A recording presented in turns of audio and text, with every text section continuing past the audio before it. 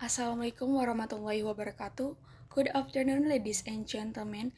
Thank you for opportunity today as the first speaker of the government team to fully support today's debate motion. This House believes that crimes committed by police should be punished more severely. The definition of motion is the government believes that state law enforcement officials who are given the authority to enforce the law, maintain order, and protect the community should receive harsher penalties for any form of legal violation committed by law enforcement official, specifically higher sentence or criminal section compared to ordinary civilians for the same offense.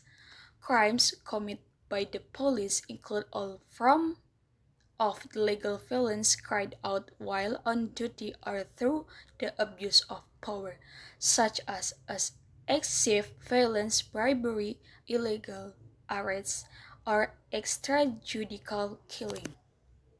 This issue is very important because the police have significant power and legal authority in society.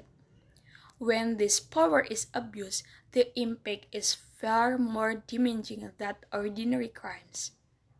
I agree for this motion because abuse of authority by official must be punished more severely because of its systematic impact and erosion of public trust.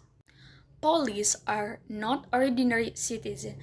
They are state apparatus granted power by the law and trust by the academic public when they abuse that power to commit crimes such as extortion, bribery, or excessive violence.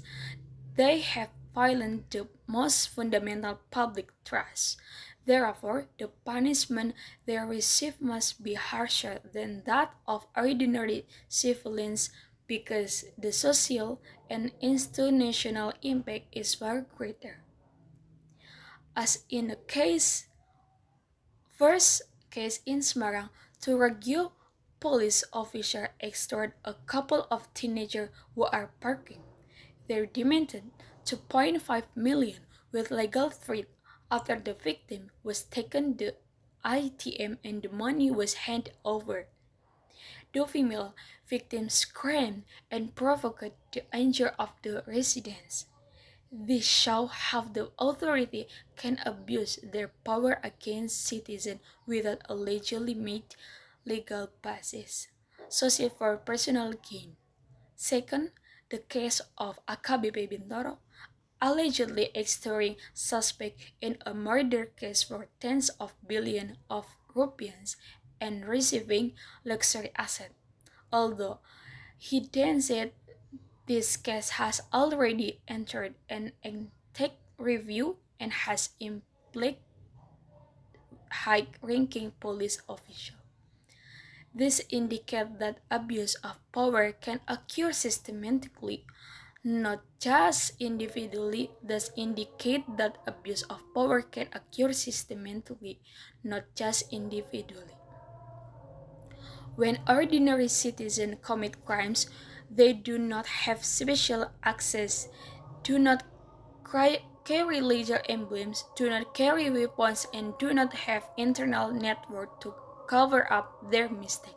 However, when the police commit a crime, they are dressed in official uniform, wielding weapons and legally, and have direct power over the victims.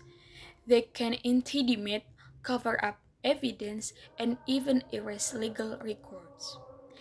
Institutions can also cover up if there are two instructions.